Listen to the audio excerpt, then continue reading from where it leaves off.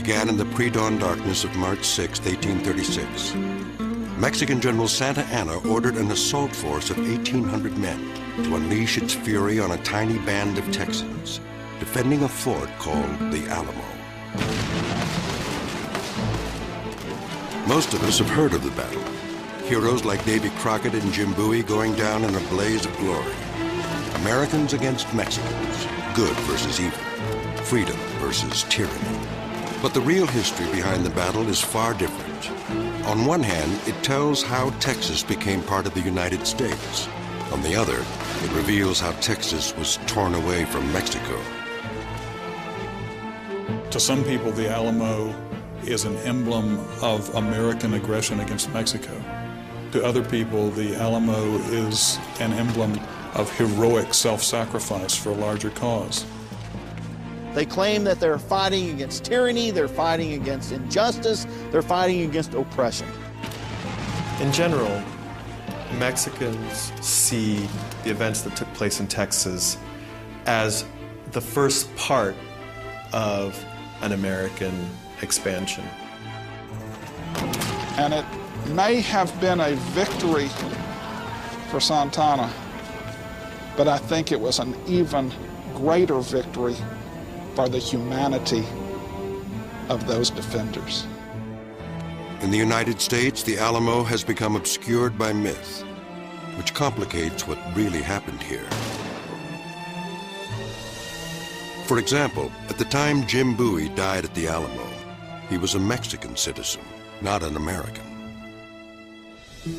And many of the Alamo defenders were born and bred Mexican natives, not Americans who came down from the north. So what has evolved into a race war was really something quite different. People tend to view the Battle of the Alamo as a clash of cultures, and it's not that. It's a battle that's part of a larger civil war. So the issues at the Alamo are not issues of race, but they're issues of competing political systems. The Texas Revolution was rewritten as a war between white and brown, between good and evil, between a civilized race and an uncivilized race. When I was in 3rd grade, we took a field trip to the Alamo. As we exit out the back of the Alamo, my best friend nudged me and said, "You killed them, you and the other Mexicans." And that story stayed with me for a long time. And it's not that I didn't realize I was Mexican, you know, I never doubted that. I just didn't realize it was a liability in the eyes of my best friend. The Alamo story even has its own vocabulary. A Texian is an Anglo-American who immigrated to Texas. A Tejano is a native Mexican Texan. The ranks of the Alamo defenders included both. There are other more common words in the Alamo dictionary as well. Freedom, honor, and sacrifice are trumpeted loudly in telling the Alamo story, especially in the American view. But listen to the Mexican storytellers, and you will also hear slavery, speculation, or treason. The differences arise in part because so many accounts emphasize just the Battle of the Alamo itself. But that milestone is only part of a much larger story. This cross-cultural symbol was originally a mission called San Antonio de Valero. Built beginning in 1724 outside the town of San Antonio de Bejar, as an outpost to help Christianize Indians when Mexico was still a colony of Spain. The mission itself was a series of buildings within a walled compound. The missionaries planned to build a beautiful church as a symbol of their allegiance to God. Construction was started but never completed. The roof of the unfinished church remained open to the sky when Spain closed the mission in 1794, because local Indians were, by then, well integrated into the community. A few townspeople took up residence in some of the buildings, and the compound acquired a new name when a unit of Spanish soldiers began using the site as well. The troop came from the Mexican town of Alamo de Parras, and from them, the mission became known as the Alamo. It was 1803, and the forces leading to the landmark battle were beginning to build. It's important when you're looking at the Alamo to be able to put it into some sort of continuum, because otherwise it's an event that really doesn't make much sense. Why is there a battle? Why does San Antonio have this Texan fort? Why does Santa Anna come there? And so you really have to look at the events leading up to it to get the significance of why the battle's fought. Important to the events leading up to the Alamo were the controversial actions of filibusters. Today, the word means a prolonged Senate debate, but the Alamo definition is far different. A filibuster is a private armed individual who engages in a military activity, a military expedition against the domain of a country then at peace with the United States. In the ever-increasing hunger for new land, the territories of Florida and Texas were targets for American filibusters, who fought for independence in both places beginning in the year 1800, when they were still parts of the Spanish Empire. In the real history of these epic events, filibusters and the Alamo go hand in hand. The truth of the Alamo and the truth of the Texas Revolution is that it's a filibustering expedition. Here you have Americans who, against the official policy of their government, they are crossing over the border and they are fighting for Texas independence. To Mexican history, the filibusters were rabble-rousers. To American history, they were freedom fighters. There is some truth to each side of the story, but the roots of the conflict were much more complex and would all come together at the Alamo.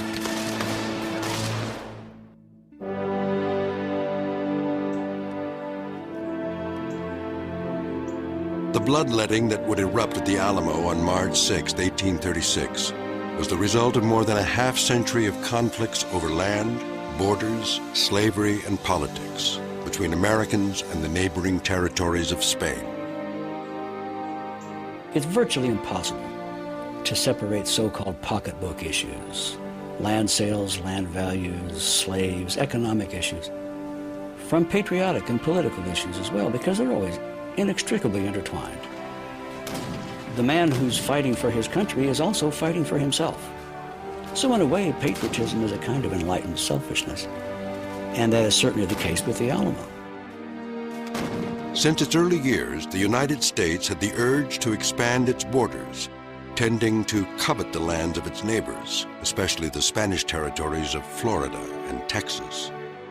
Americans look at the Spanish territories not necessarily as permanent features on the political map, and either legitimately or illegitimately that they will become part of the United States.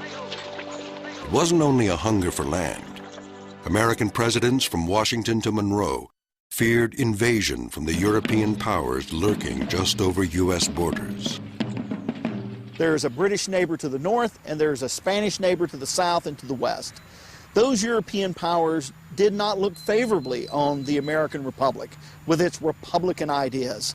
There's always the concern that these European monarchical powers will be conspiring behind the American back to end the American experiment. So, for all of these presidents, the best thing to do is remove these European powers, to remove the source of trouble, to remove the source of friction. In 1803, President Thomas Jefferson negotiated the Louisiana Purchase with France. The new land gave the United States a common border with Spanish Texas. But the boundaries of the Louisiana Territory were only vaguely defined, so disputes over ownership of Texas began quickly. With the rapidly growing USA just next door, Spain felt the pressure. Texas always served as a remote outpost of the Spanish Empire. Spain never had enough men in Texas to effectively garrison the region, nor to effectively control the region. And Texas was a rich prize. The land was immense, with broad pastures, lush rivers, and a warm climate ideal for the agricultural society of the time. Americans crossed the border illegally to settle the empty territory. In 1813, American filibusters joined with Spanish colonists opposing the rule of Spain in Texas. They had secretly negotiated with Secretary of State James Monroe. The rebels, Monroe believed, would deliver their new territory to the United States. Monroe is willing to make deals on the side. Money, supplies are being funneled into East Texas. The U.S. government is going to be actively involved in a private context. Yet, when it becomes public, the U.S. government is going to deny its involvement. Monroe, however, did not expect the Texas rebels to declare their own independence. They called themselves the Green Flag Republic, and aid from Washington evaporated. It became pretty apparent to Monroe that this is not going to become a part of the American constellation, that it's going to be a free and independent republic. That being the case, perhaps we need not to provide as much support to them as we had promised. Without U.S. support, the rebels could not prevail, and the Spanish quickly crushed the Green Flag Republic. The Republican forces are defeated, but they're not just defeated, they are annihilated. There are about 400 prisoners that are rounded up and are executed. The policy was one of no quarter, the enemy annihilated, no prisoners taken. Among the Spanish officers who suppressed the rebellion was a young lieutenant, Antonio Lopez de Santa Anna. Historians tend to think that for a young, impressionable Santa Anna, this becomes the basis for him of the idea of no quarter that you see carried out in the Texas Revolution. Even with the demise of the Green Flag Republic, there were other rebellions in Texas. So the Spanish turned to diplomacy with the U.S. to see if they could save the rich territory by giving up something else, their claim to Florida. In 1819, Spanish Foreign Minister Luis de Onís and United States Secretary of State John Quincy Adams hammered out a treaty. The Spanish thought they would be placating the United States by saying, here's Florida. In return, the Spanish thought that they would be getting a secure title to Texas. Adams obtained Florida for the United States. Spain also dropped its claims to a section of territory on the Pacific coast. Now the United States was a transcontinental nation, stretching from sea to shining sea. On the day the treaty was signed, Adams wrote in his diary, "This is perhaps the most important day of my life." Onís believed the deal he negotiated was good as well. On paper, it was, and it all had to do with Texas. For Spain, the signing of the Adams-Onís Treaty in 1819 put to rest the claim that the United States had any right to Texas, whether as part of the Louisiana Purchase or any other prior claims. While the treaty locked the western border of the southern United States at the Sabine and Red Rivers, expansionist politicians demanded territory as far as the Rio Grande, claiming Texas was part of the Louisiana Purchase. However, there would be no further discussion with Spain on the matter. In February of 1821, after 11 years of fighting, Mexico obtained its independence from the rule of Madrid. The lands of independent Mexico included the rich expanse of Texas, which would develop a growing penchant for autonomy. Mexico's hold on Texas would be tested by a flood of American settlers and a potent mix of ambition and ideals that would explode at the Alamo. The story of the Alamo is, in part, a tale of early Americans on the move, pressing beyond the borders of their country and settling in Texas when it was still foreign territory.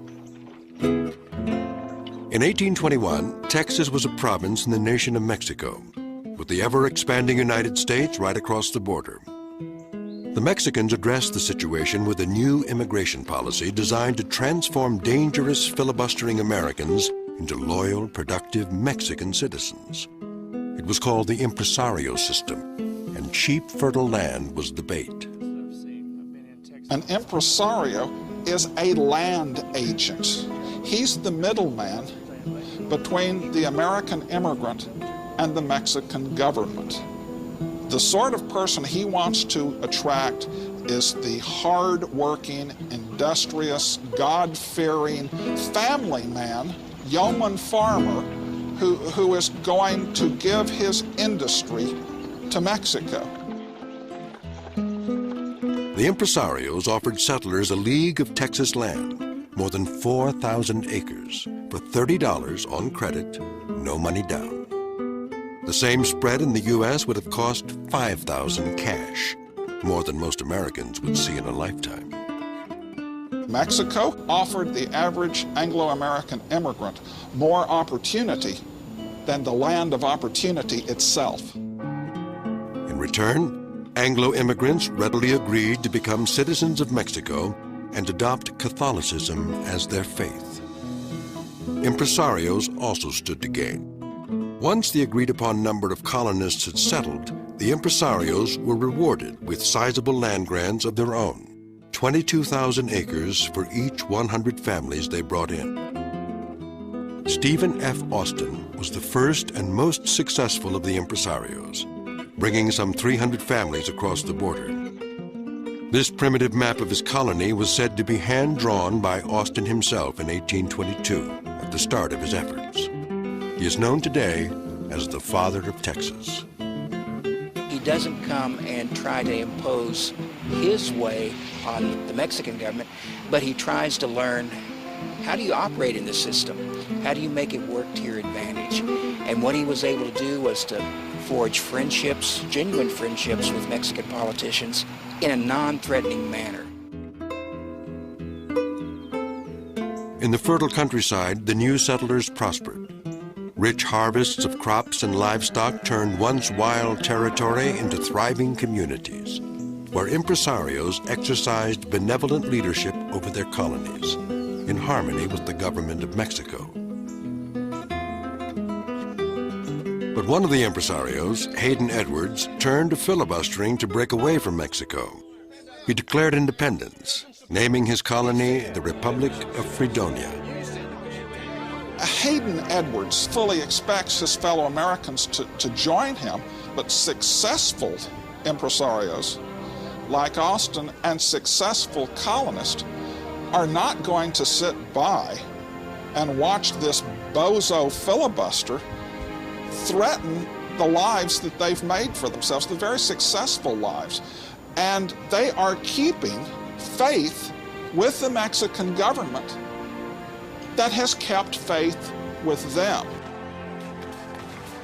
The Fredonian Republic was quickly crushed with help from the citizens of the Austin colony. The crisis had been diffused, but other Anglos in Texas would cause trouble on their own when the issue of slavery became important to the region. The Anglo-Americans who came to Texas in the 1820s and 1830s were primarily natives of the American South, of states that had slavery. So Texas was essentially a southern state, and therefore a state that supported slavery from its beginning. Mexico itself abolished slavery in 1829. Slave owners in Texas were allowed to keep their slaves, but there was no assurance that would continue. The federal government of Mexico didn't like slavery, was critical of slavery, periodically threatened slavery, threatened to do something to extinguish slavery in Texas. It was this issue that made Mexican authorities first take notice of William Barrett Travis from America's Deep South. He came to Texas with a slave named Joe and was a militant supporter of slavery as an institution. Travis had arrived in Texas like many others, on the run from his past and searching for his future. William Barrett Travis left Claiborne, Alabama in 1831 as a man in disgrace. He was only 22 years old, yet he was already head over heels in debt. He simply rode out of town in the night, abandoning wife, child, business, abandoning everything. And when he appeared in Texas and applied for his own grant and his own citizenship, he actually listed himself as a bachelor, pretending as if he did not have a wife back there. Trained as an attorney, William Travis went to the town of Anahuac on Galveston Bay, a place where there were few lawyers. He opened a law practice and prospered. He also found plenty of time for romance. He lives the life of a bachelor. With glee and sometimes exquisite detail, he describes his romantic escapades in a diary that he kept in 1833 and 1834. Senor! A year after coming to Texas, Travis took action against Mexico's anti-slavery policy. He confronted Mexican authorities when they tried to give shelter to 2 runaway slaves from Louisiana. Mexico has abolished slavery. But these old Southerners like Travis and others think this is an affront to the rights of slavery. Doesn't matter that those rights don't exist in Texas, they only exist in the United States. Travis and his supporters openly challenged Mexican officials, and the confrontation threatened to erupt in violence. Travis and others are actually arrested by the commandant at Anahuac and incarcerated. Well, the arrest of Travis leads all to a virtual uprising of all of his friends, and they threaten to attack Anahuac, and suddenly a situation has come about in which the Mexican commander actually threatens to kill Travis if he's attacked. Ultimately, the crisis was resolved without casualties. However, Travis spent nearly 2 months in jail. He emerged as a leader of the War Party, a militant faction in Texas, openly advocating armed conflict to break away from Mexico, and he raised troops to carry out the fight. Travis led another assault on Anahuac in June of 1835. But even at that late date, less than a year before the Alamo battle, most Anglo colonists still would not join Travis in open revolt. He feels the anger of his fellow Texians who are basically saying, Travis, will you sit down and shut up and stop causing trouble with Mexico? Travis alone had little effect on Mexican policy, but Mexico had combined Texas and neighboring Coahuila into one state. Impresario Stephen Austin objected and was imprisoned for 18 months, an incident that spurred Texans toward rebellion. Jim Bowie was another American who advocated war for Texas independence. He was 39 years old at the time of the Alamo. Bowie was a Kentucky adventurer who, like many Alamo defenders, came to Texas to escape from his past. But even in the sometimes rough company of the Texians, Bowie's background was extraordinary. There's no question that James Bowie was a large-scale criminal. Everything he was doing was against the law. Bowie's scheme was an outgrowth of the Louisiana Purchase. The United States had announced it would honor land grants issued by Spain, while Louisiana had been a Spanish possession. Bowie forged literally hundreds of Spanish land grants, awarding himself vast stretches of prime riverfront land. James Bowie was involved in land grant fraud on almost an industrial scale. Had he succeeded, he'd have been the largest private landowner in America and probably the first millionaire west of the Mississippi. However, misspellings, repeat signatures, and other errors alerted officials that Bowie's documents were suspect. Investigations were opened, claims rejected. Court cases against Bowie under the fraudulent names he used filled newspaper pages. As the news tightened, Jim Bowie began to look at Texas as a place of refuge and opportunity. All of his land fraud schemes in Louisiana and Arkansas exposed, Bowie himself facing probably someday an eventual indictment for fraud. Texas was simply a new board on which to play his old game. Yet he wound up getting caught up in it and becoming a Texian patriot. Bowie was far more than a white-collar criminal. He was famous for the wide-bladed knife that bore his name. And by all accounts, he was a natural leader, a loyal friend, and a man of astonishing bravery. He and a small group of friends once faced a large Indian war party in the Texas wilderness. Bowie and company poured accurate fire from a sheltered position for 13 hours, claiming they killed 30 or 40 before the Indians finally gave up the fight. It became part of the Bowie legend across Texas and elsewhere. It was well known in Texas because it was a local event. And it got rather well known in the East thanks to the fact that Bowie's brother Reason wrote an article about it that appeared in Philadelphia's Saturday Evening Post. Bowie embraced his new home in Texas and accepted Mexican citizenship.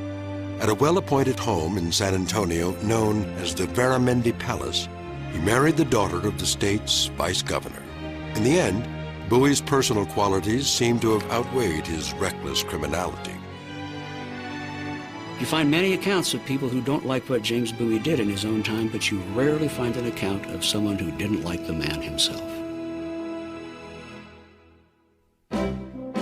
But the man most Americans identify with the Alamo is probably David Crockett, more commonly known as Davy.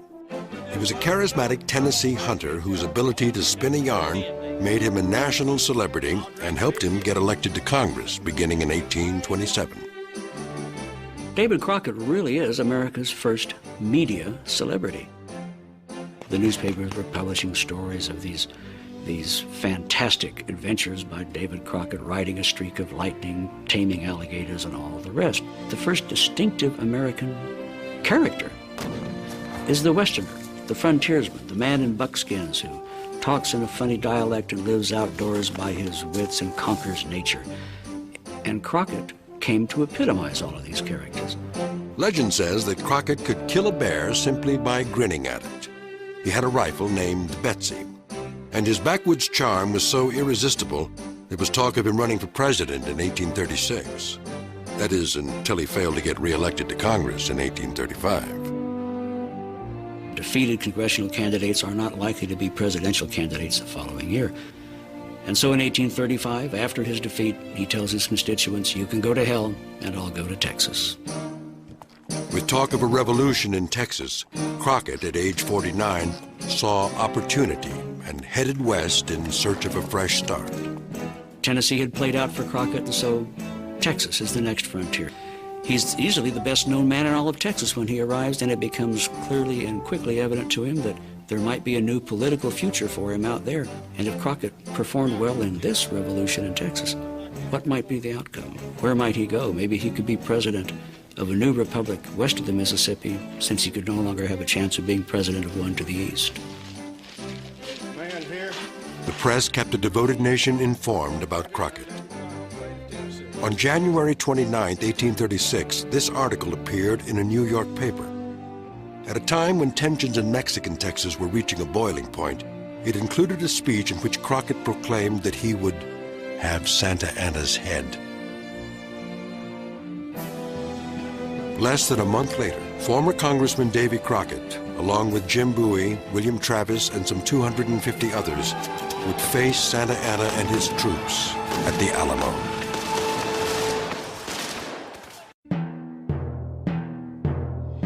In 1824, 3 years after Mexico won its independence from Spain, the new nation enacted its constitution. Modeled in part on that of the United States, it set up a nation in which former Spanish provinces became states, Los Estados Unidos Mexicanos, the Mexican United States. Guadalupe Victoria was the first president and the first to confront the Texas problem. The influx of Americans under the impresario system should have stabilized the territory, but instead, it made the Mexicans apprehensive.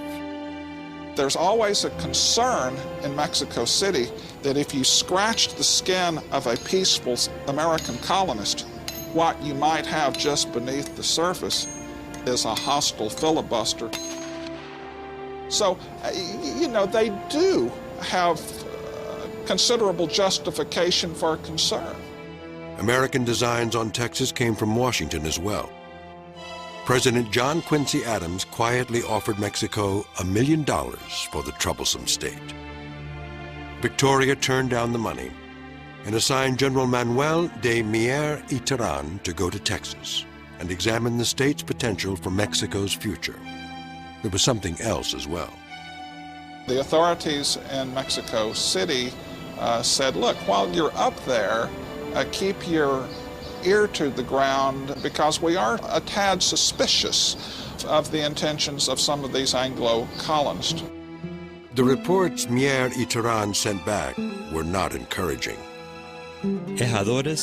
Foreign farmers settle where it suits them and take over whatever land they desire without approval. They all go about with their constitution in their pocket, demanding their rights. The predominance of North Americans will be the cause for the Mexican Federation to lose Texas unless measures are taken. The bottom line, in Mier y Terán's view, Mexico had created a monster.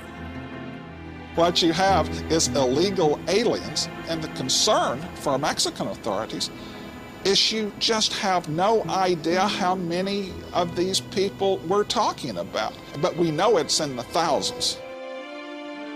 Pressure continued from the north. When Andrew Jackson became president, he authorized another attempt to buy Texas. This time, the price was $5 million. The mere offer was a public relations disaster.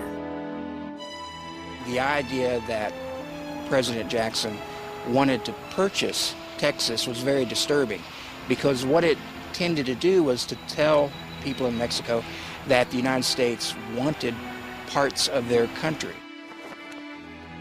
Mexico was determined to hold on to all of its country and passed a tough new measure to do so. Based largely on Mier y Terán's reports, it was known simply as the Law of April 6, 1830. It's an anti-immigration law. It's an attempt to stem this demographic tidal wave that is sweeping into Texas. The irony, of course, is that even after the law of April 6, 1830, Americans continued to come into Texas, in this case as illegal aliens. Mier y Terán hoped the new law would allow Mexico to benefit from the rich lands of Texas by stopping the flow of Americans so Mexicans could develop the state for themselves. But he was frustrated. After President Victoria served out his term, a chaotic succession of leaders followed, as internal political disputes sapped Mexico's ability to hold on to Texas. On July 3, 1832, the despondent Manuel de Mier y Terán took his own life. He left behind a sad letter asking, "En qué parará Tejas?" What will become of Texas? Perhaps the answer was more than this loyal Mexican could bear. That same year, General Antonio Lopez de Santa Anna entered the Alamo story when he unleashed a rebellion against then Mexican President Anastasio Bustamante. The bloody clash was fueled by competing political ideas: the federalism of Santa Anna and the centralism of Bustamante. Centralism, on one hand, wants the power of government centralized in Mexico City, a strong central government. The Federalists, on the other hand, are suspicious of a centralized government and believe that the power of government ought to be disseminated among the states. One of the Texian leaders who announced support for Santa Anna was none other than William Travis. It no doubt seems odd, but at the time, Santa Anna proclaimed himself a Federalist, one in favor of the dissemination of power, the dilution of power to the local states, which is exactly what those early Texan leaders wanted. Santa Anna was a skilled general and a hero of Mexico's fight for independence from Spain. He himself became Mexican president in 1833, advocating federalism. But then he changed. He suspended the Constitution of 1824, now seeing federalist autonomy as a threat to the stability of Mexico and his own grip on power. Santa Anna very quickly shifts from being a federalist to a centralist to a dictator. And so those like Travis, who had once stood behind Santa Anna, are now, of course, going to be right in front of his guns. Santa Anna's guns would also be aimed at Tejanos, Texans of Mexican birth. Their stake in the story made them passionate supporters of federalism. They were horrified that the Constitution would be voided by the president in Mexico City. These were Tejano descendants of the founding families who identify with Texas, loyal to the land, not to a foreign government, whether it be in Mexico City, Madrid, or Washington, D.C. Prominent among them was Juan Seguin, member of an old established San Antonio family, a man with close ties to his Anglo neighbors, especially impresario Stephen Austin. At one point, Austin sent his younger brother to the Seguin household in San Antonio to learn Spanish, and at the same time, Seguin sent his son Juan to Austin's colony to learn English. Even when Santa Anna became a dictator, most Texians and Tejanos at first avoided conflict with the central government. But public opinion shifted towards war when Santa Anna allowed his soldiers 2 days of rape and rampage after brutally crushing an uprising in the Mexican state of Zacatecas. The lesson wasn't lost on the Texans. They might be next. In Zacatecas, one of the states of Mexico, just before the Texian uprising, hundreds, maybe thousands were put to death as part of a failed revolution. As tensions grew, Santa Anna's soldiers marched to the Texas town of Gonzales, where the locals had been given a cannon for use against Indian raids. The troops were ordered to take it back. It's part of the centralist plan to rein in all the spare arms that are out there. Let's face it, now American colonists pose a much greater threat to the Mexican government than Indians. It was October 2nd, 1835. When the Centralists arrived, the Texians hoisted a flag. The message was clear.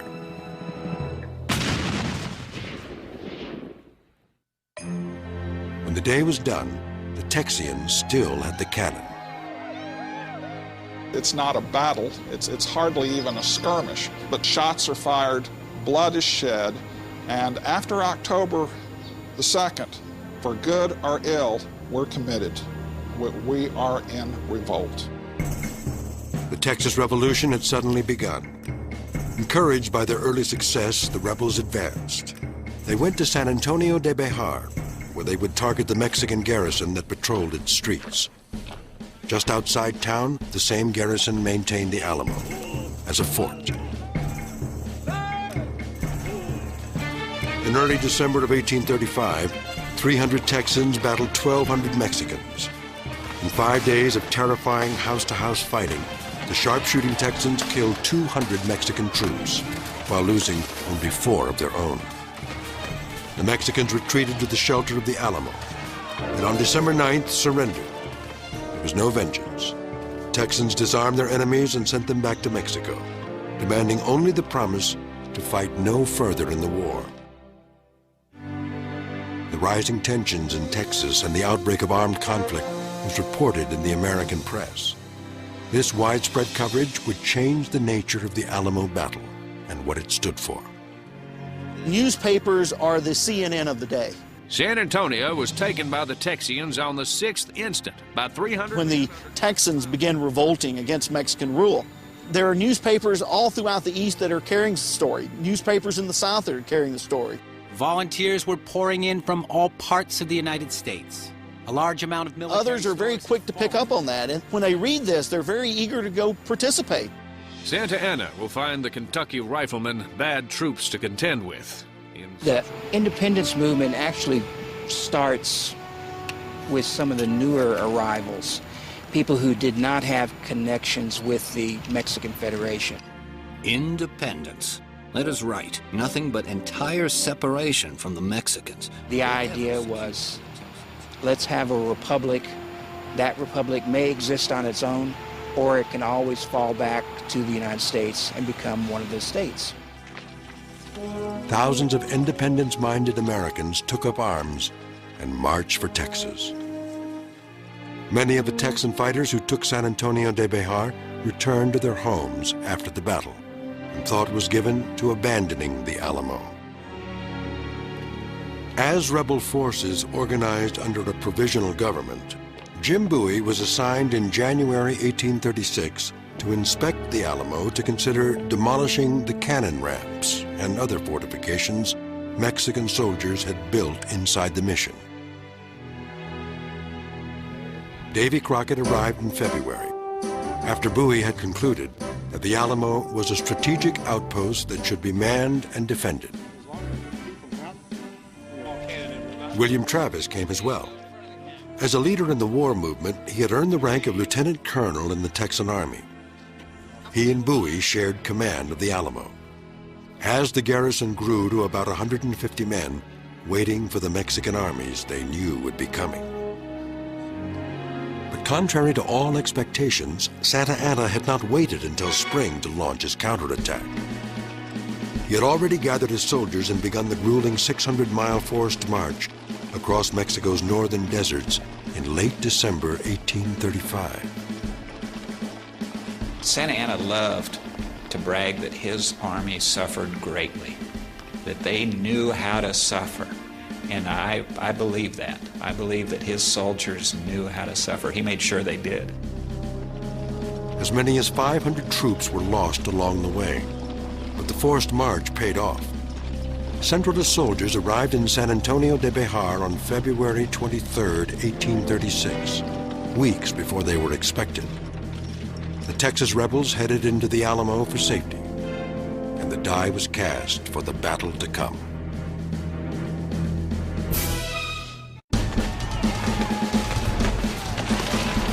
The Battle of the Alamo climaxed in a fury of deadly violence in the pre-dawn hours of March 6, 1836. But that was only part of the story. Manning the Alamo were about 150 defenders, an odd mix that included Europeans and Tejanos, but the majority were Americans, most of them illegal immigrants who had arrived in Texas only weeks before the siege. The Alamo defenders were not, most of them were not colonists, were people that had just arrived to support the war, to get some land, and to get the independence and annexation of Texas to the United States. So they were not offending freedom or anything like that. But before there was a battle at the Alamo, there was a siege. It began on February 23, 1836, when the Mexicans hung a red flag at the top of San Antonio's San Fernando Church.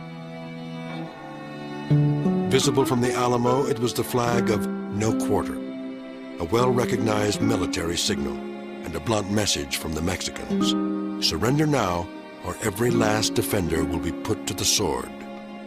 It was very important to get the Alamo back because it was Mexican territory and they were illegals and people that were defying Mexican government. Even for the Mexicans as well. They were fighting in defense of their country against an armed invasion. And here at the Alamo, they had an opportunity to break the will of this insurrection. And at this point, that's what it was, an insurrection. The men of the Alamo responded with a defiant statement of their own. Firing a single cannon shot, the bravado of the Texans was made perfectly clear. They intended to stay and fight. The old mission was never built for military use, but its protection seemed adequate, at least at the start of the siege. About 17 cannons were scattered at various positions. Riflemen did not have the loopholes and other firing ports found in a proper fortress, but the Texans could safely lay low in the thick walls as they aimed rifles at Mexican troops, still hundreds of yards distant. As the siege began, the Texans effectively lost one of their most charismatic leaders. Jim Bowie was suddenly bedridden by illness, thought to be advanced tuberculosis. The most fearless Texian of them all would no longer be a factor at the Alamo.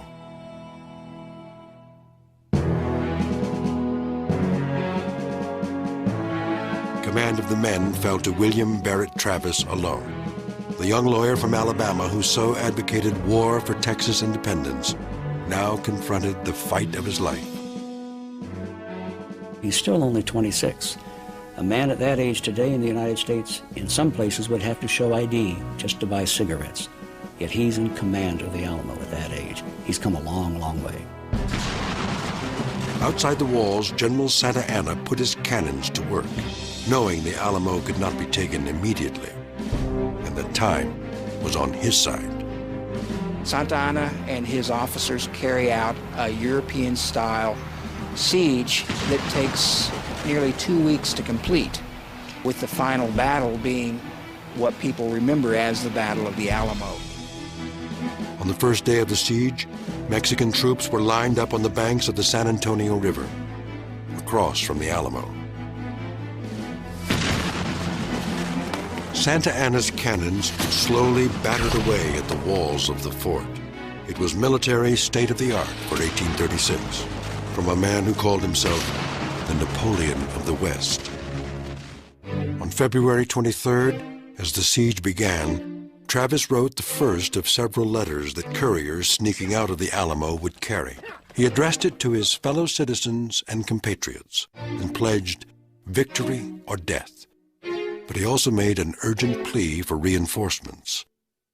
They knew that they could not hold that fort indefinitely.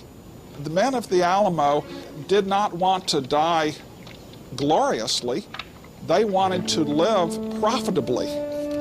So the deal was, we will hold this place till the rest of Texas can join us.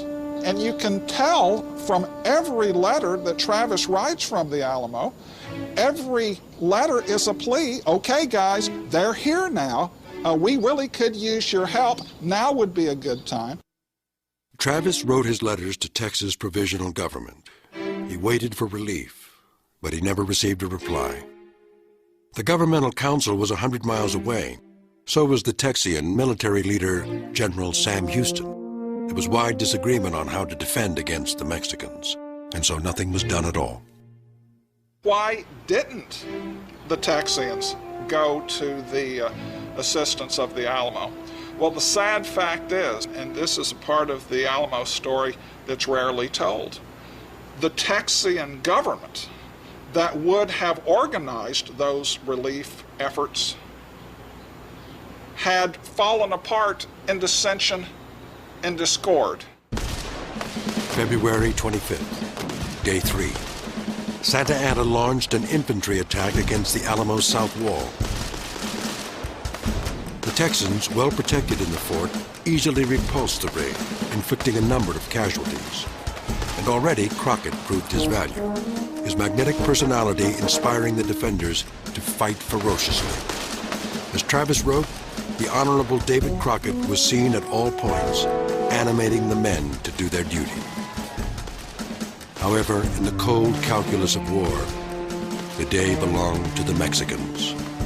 The attack on the 25th is an advance on the part of Santa Anna. He is on the Texian side of the river, and he controls the Gonzales Road.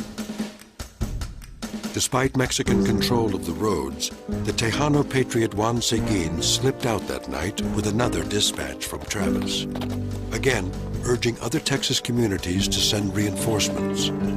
Seguin's mission kept him away from the Alamo when the final battle took place. However, as the days passed, Alamo couriers faced increasing danger. From his newly won spot on the Texan side of the river, Santa Anna expanded his siege around the Alamo. What he's going to do is encircle the Alamo. At least he tries to do that. Now, whether he's consciously letting courier traffic in and out in order to bring as many people as he can into the trap, we don't know. As he strengthened his chokehold on the Alamo, Santa Anna continued his bombardment of its walls. The arcane Napoleonic art of reducing walls into piles of rubble is difficult to imagine in the 21st century, unless you design and build a full-scale fortress wall. This run of stonework approximates the height and thickness of the Alamo walls. It was built in Texas by a modern-day contractor. 30 of these 6-pound cannonballs, close to the size used by Santa Anna at the Alamo, will be fired at the test wall. The cannon is placed a little over 200 yards away, just outside the range of Texan riflemen at the Alamo.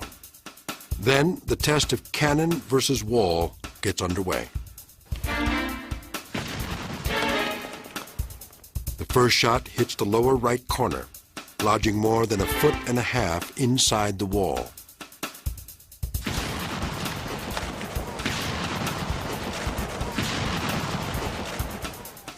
Compared to modern explosive shells, a cannonball does little damage.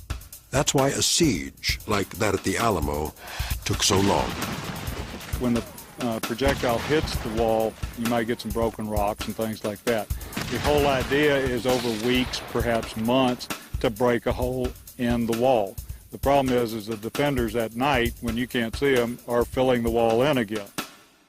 If the defenders worked through the night fixing damaged walls, they would need to sleep during the day, when the cannon fire started all over again. For the sleepless Texans, it was a vicious cycle.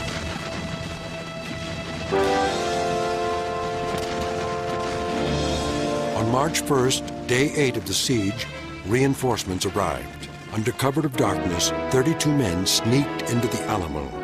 They came from nearby Gonzales, the town where the war had started with a defiant banner and a cannon shot. The new troops, however few, gave the beleaguered Travis a glimmer of hope.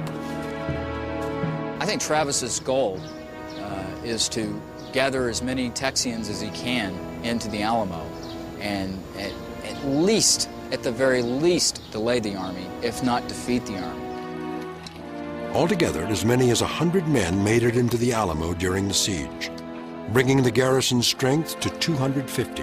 In light of the scant reinforcements, on March 3rd, the 10th day of the siege, Travis wrote another of his letters to the outside world. But now, his defiant tone gave way to bitterness. He says, look, I'm going to stay here, and my men are going to stay here, and we may well die here. And he said, our bones will reproach our countrymen for their neglect. On day 12 of the siege, March 5th, Santa Anna decided to bring it to an end. He announced a time for the final assault on the Alamo, the next morning at 5 a.m. He met with his officers to lay out the plan. Soldiers were ordered to scale the Alamo walls at any cost. No prisoners were to be taken. All the Alamo defenders must die. And Santa Anna would take his breakfast inside the captured fort. On the afternoon before the final battle, Santa Anna called a halt to the artillery bombardment. For the first time in nearly 2 weeks, the ragged Alamo defenders could finally rest. But even as the Texans drifted off to sleep, Mexican soldiers quietly took their battle positions. In a few hours, both sides would rise to the call of war and fight the epic Alamo battle, making history as well as legend.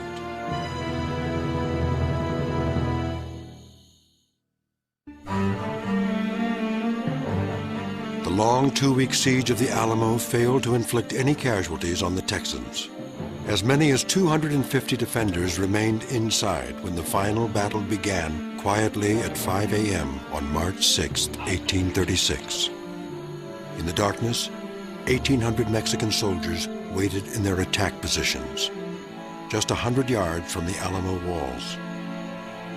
The Mexican artillery was silent, and inside the Alamo, weary Texans were having their first undisturbed sleep in nearly 2 weeks. Santa Anna prepared to give the command that would unleash the attack. However, in one of the few failures of Santa Anna's battle plan, an anxious soldier began to shout before the order was given. Viva Santa Anna! Viva la República! The shout spread, bugles sounded, and the troops advanced. The noise caused the Mexicans to lose some of the surprise they hoped for. Within the Alamo, Texans awakened to the clamor of war. Travis rallied his men to the walls, and the fierce fighting began.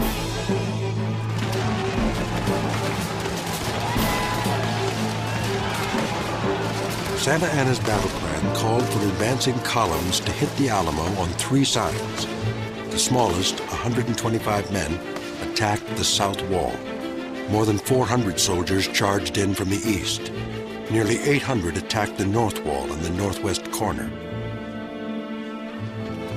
Inside the walls, Jim Bowie remained on his sickbed. he was too ill to take part in the fighting at all. Davy Crockett led a group of defenders at the Alamo's south wall, successfully fending off the Mexican attack there. William Travis rushed to the north wall with his slave Joe fighting alongside him. A moment later, Travis was dead. He had been a leader in the movement to fight for Texas independence. Now, his war was over. It's Joe who sees his master go down with a bullet to the head. But after that, Joe later says that he simply goes and hides and takes no further part in the actual battle itself, since he doesn't really have a stake in it. Regardless of who wins, he's still a slave. Joe simply looks out for himself. Though Travis was killed early in the battle, the Alamo defenders fought on without their commander. Skilled Texan riflemen mounted the walls, pouring fire on the Mexicans as fast as they could. Cannons loaded with rusty chains, nails, and other scraps pounded the invading columns with deadly effect. And for a time, the attack stalled. But Santa Anna had 400 fresh soldiers in reserve, and he sent them against the north wall. Now the sheer force of numbers overwhelmed the Texans as Mexican troops neared the top. No military plan survives contact with the enemy. Santa Anna is no different. But his plan must have been somewhat solid, as well as his preparation, because it only takes a half hour once the attack is commenced for the Mexicans to breach the Alamo's defenses. Those defenses were nothing more than the Alamo's thick walls, which now proved fatal to the Texan riflemen. With the Mexicans on the ground below, the Texans had to stand up to fire their rifles, making them easy targets for enemy muskets. Another problem for the Texans was the sheer size of the Alamo. Its perimeter walls stretched a quarter of a mile. If the defenders were stationed evenly around the compound, there would be only one every 7 feet, a mere 33 on the north wall. But the Mexicans had more than a numerical advantage. The American version of the Alamo story often overlooks the professionalism of Santa Anna's army, perhaps the battle's most important factor. Texians brought a knife to a gunfight, and the Mexican army has been very active for about the past 18 months. They know what they're doing. It's a tough army to beat. Soon after the north wall defenses collapsed, the west wall was breached, and Mexican soldiers poured into the Alamo from two sides. The surviving Texans fell back to their second line of defense, the long barracks on the east side of the Alamo. Outside, in the courtyard, Mexican soldiers discovered the Alamo defenders had neglected to disable the fort's artillery. It was a costly error. The invading troops turned the Texans' own cannons back toward the long barracks. What should have been a refuge became a death trap.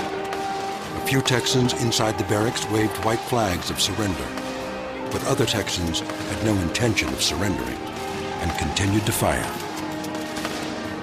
Taking fire under a white flag, the Mexicans were enraged and rushed inside to finish the job with pistols and bayonets, killing everyone, taking no prisoners.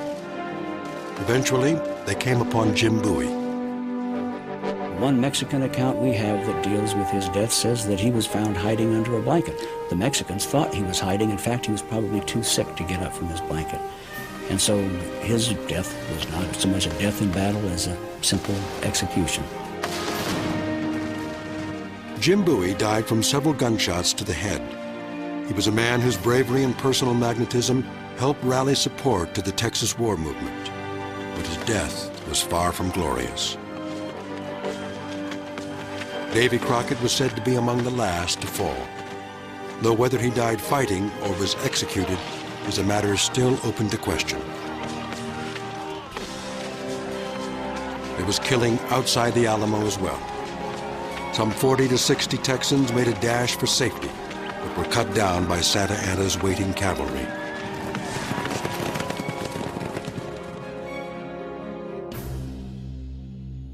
By 6:30 a.m., only an hour and a half after Santa Anna's final attack had begun, the battle was over.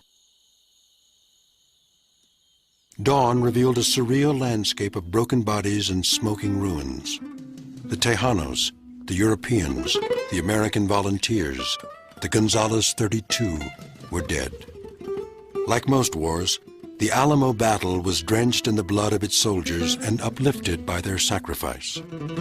But it's not known exactly how many died on either side. Few conflicts, in fact, come to us so draped in mystery, twisted by distortions and riddled with questions. How did Davy Crockett really die? Was Santa Anna's victory more costly than defeat? And is the true story of the Alamo still waiting to be found?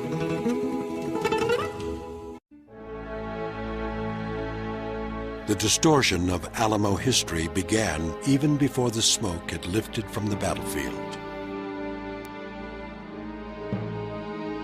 With the fighting ended, Santa Anna dictated a letter to his Secretary of War in which he boasted of killing 600 Alamo defenders. Santa Anna inflates the number of Alamo slain to a ridiculously high level. In fact, his private secretary, Ramon Caro, later says, well, I knew this was ridiculous when I wrote it, but what are you going to do? He's the president of Mexico. He gives me the number. He says, write it. So we know that Santa Anna's numbers are not right. Other, more objective Mexican sources put the number at around 250, a figure most historians accept as accurate. Many of the names of the Texan dead are inscribed on a monument in San Antonio, known as the Alamo Cenotaph. Only 189 have been identified. The others are the unknown soldiers of the battle. And we desperately would like to know the names. We probably will never know the names of all the men who died inside the Alamo. The Mexican losses have also been distorted in some accounts of the story. The numbers of Mexican casualties have been inflated to ridiculous levels in some pretty authoritative sources. Some people cite them as high as 1,500 casualties. That's ridiculous. Part of the reason we have so many different figures is the winner gets to write the history, and ultimately the Texians win the Texas Revolution. So uncertain is the information that even professional historians do not agree on the Mexican dead. Known casualties number between 521 and 550. Santa Anna lost approximately half of the assault force. At the end of the day, on March 6th, there are 60 soldados that were killed. Now you can double that figure probably and come up with the number of wounded, and then a percentage of those would have been mortally wounded.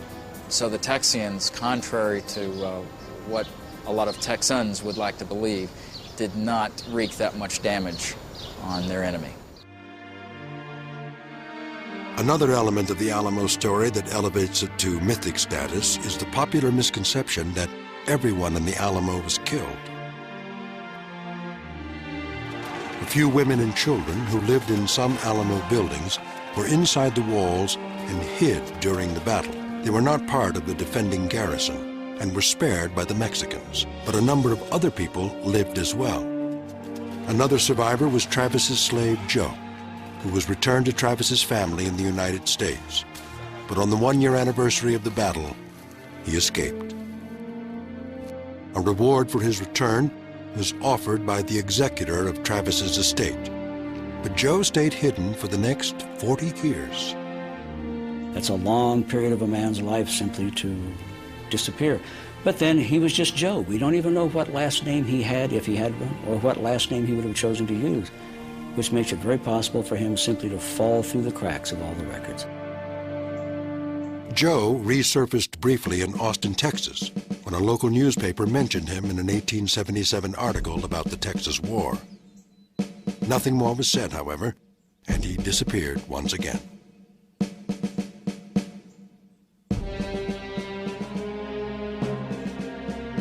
Soon after the Alamo fell, rumors circulated of defenders who may have survived. 20 days after the battle, the Arkansas Gazette reported about 2 who lived. Perhaps they had managed to elude Santa Anna's cavalry outside the Alamo. However, neither their names nor the specifics of their stories were included, and so the 2 have vanished into history. The Alamo survivor who is known by name is Brígido Guerrero, one of the Tejanos who fought in the battle. His name is assigned to a tract of land, one of many Texas granted to veterans of its war for independence. But Guerrero is the only such veteran to receive his grant for surviving the Alamo. Guerrero's original claim is well over a century old and must be handled with care. It is preserved in the archives of Bexar County, where the Alamo is located. Your petitioner, Brígido Guerrero of the County of Bexar, State of Texas, respectfully represents that he was one of those who entered the Alamo under Colonel Travis in February of 1836, that he was one of the defenders of that place, that he remained there up to the last moment, and that when after the storming of the place by the Mexican army, he saw that there was no hope left, he had the good fortune of saving his life by concealing himself. At the Texas General Land Office in Austin, researchers have uncovered records identifying another possible survivor. His name is Henry Warnell. A 500-acre plot of land, the long shaded rectangle on this computerized map, was originally granted to Henry Warnell's son, based on Henry's Alamo service. All but one of the documents in Warnell's file say he was killed at the Alamo. The one letter that says Warnell survived claims he died soon after the battle, 140 miles away at Port Lavaca on the Gulf Coast. However, Port Lavaca didn't yet exist when the Alamo fell.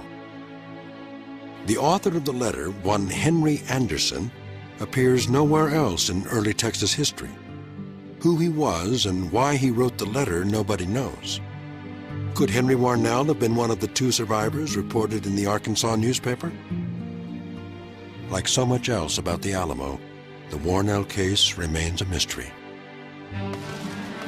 Perhaps no aspect of the Alamo story has been mythologized more than the deaths of its three most celebrated heroes, William Travis, Jim Bowie, and Davy Crockett.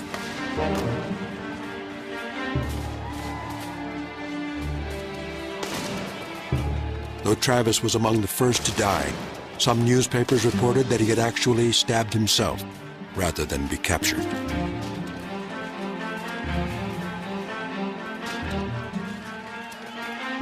Historians generally agree that Jim Bowie was sick with tuberculosis and helpless during the March 6th assault. Nevertheless, popular legend has Bowie fighting back, a story that originated in a newspaper interview with his mother. You have the mother of James Bowie, who replies that knowing her son James, he probably sat up in bed and killed at least 20 or 30 Mexicans with his Bowie knife. She said it, his mother, in Louisiana.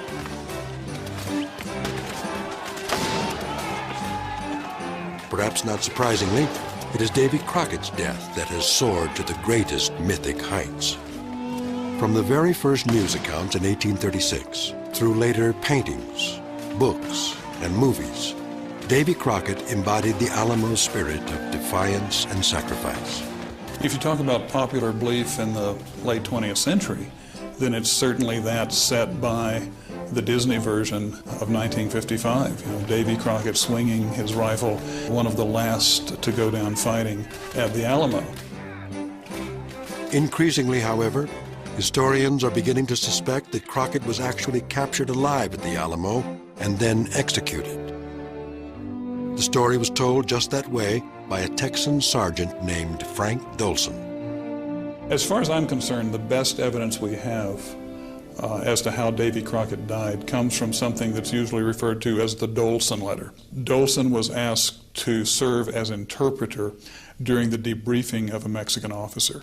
According to Dolson, the Mexican officer witnessed the execution of prisoners following the Battle of the Alamo, and one of these prisoners was Davy Crockett.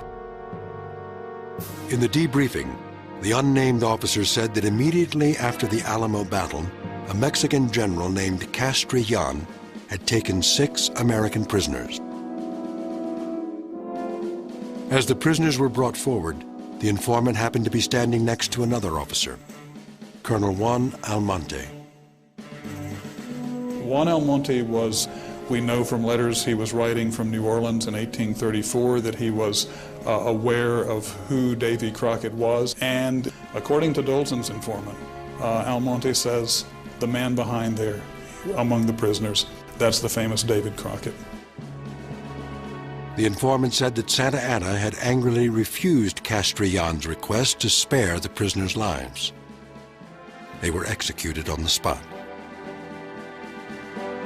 Dolson included the remarkable story in a letter to his brother, which was eventually published in a Detroit newspaper. A similar account of the execution that also mentions Crockett by name appeared in the diary of a Mexican officer named Jose Enrique de la Peña. According to de la Peña, other soldiers stepped forth from the ranks of Santa Anna's retinue and killed these men with sword thrusts. Not immediate death, but a slow, difficult death with repeated sword thrusts. And the men died, according to de la Peña, moaning, but without humiliating themselves before their captors. The execution scenario seems hard for many people to accept. For them, Davy Crockett's death while fighting is far more heroic than a brutal execution. But do these apparent facts really diminish Crockett and the others who were put to the sword? Think about it. What happened during World War II? Korea, Vietnam, or Desert Storm, or Iraq? When you have somebody who was overwhelmed, taken, and then they're executed, does that make them any less of a hero? Of course not. The dead Alamo defenders became folk heroes almost instantly, at least in the American version of the story. As the war for Texas independence continued, the death of the Alamo martyrs provided the passion that would lead the Texans to victory.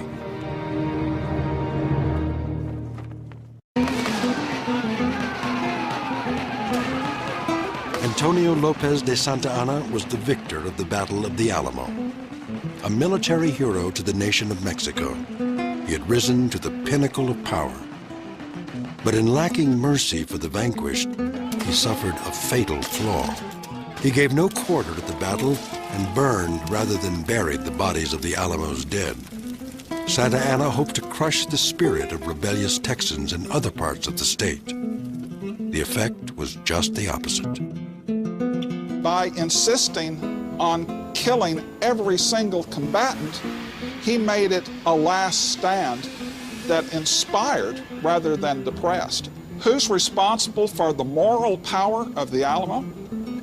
Antonio Lopez de Santa Anna.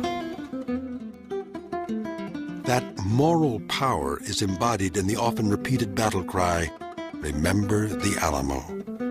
With it came the indignation that fueled the rebellion. The Texas War of Independence was now in full force.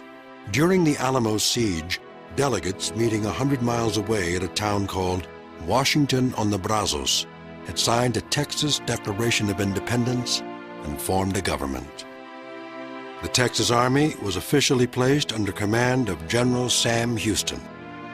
Houston was once the governor of Tennessee, a protege of Andrew Jackson, and an activist in Texas politics from the time he first arrived in 1832.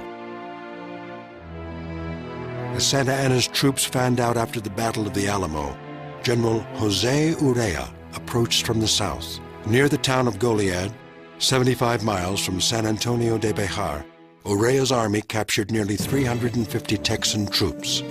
Prisoners were held inside their own headquarters, the old Spanish fort called Presidio La Bahia, which was established as a Texan outpost in 1749. The rebels nursed their wounds and remained in captivity for a week. Under Mexican law, they were considered pirates. And though Urrea had standing orders to execute them all, he appealed to Santa Anna to spare the men. Santa Anna would not budge. Mexican soldiers marched the Texans out of their fort and opened fire on the unarmed men. Even the wounded were shot, and nearly all the prisoners were killed, including their commander, James W. Fannin.